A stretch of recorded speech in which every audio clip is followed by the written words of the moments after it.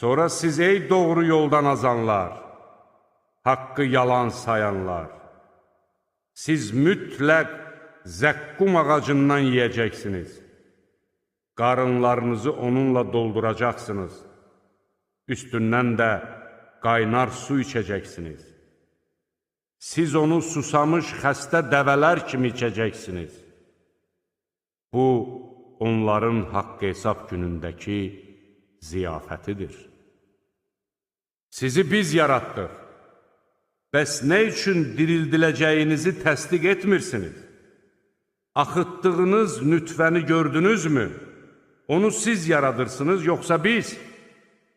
Sizin aranızda ölümü biz müəyyən etdik və heç nə bizim qarşımızı ala bilməz.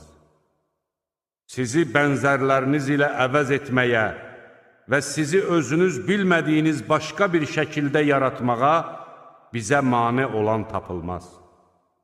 Siz ilk yaradılışı bilirsiniz. Bəs nə üçün dirildiləcəyiniz barədə düşünmürsünüz? Əkdiyinizi gördünüzmü? Onu siz bitirirsiniz, yoxsa biz? Əgər biz istəsəydik, onu bir saman çöpünə döndərər, siz də heyrətə gələrdiniz və deyərdiniz, biz ziyana uğradıq, daha doğrusu nemətlərdən məhrum olduq. İçdiyiniz suyu gördünüzmü? Onu buluddan siz endirirsiniz, yoxsa biz? Əgər istəsəydik, onu acı edərdik. Bəs nə üçün şükür etmirsiniz? Yandırdığınız odu gördünüzmü? Onun ağacını siz yaradırsınız, yoxsa biz? Biz onu cəhənnəmi yada salmaq və müsafirlərin istifadəsi üçün yaratdıq.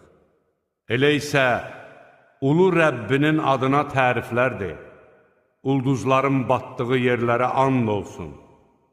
Kaş bunun doğrudan da böyük bir and olduğunu biləydiniz.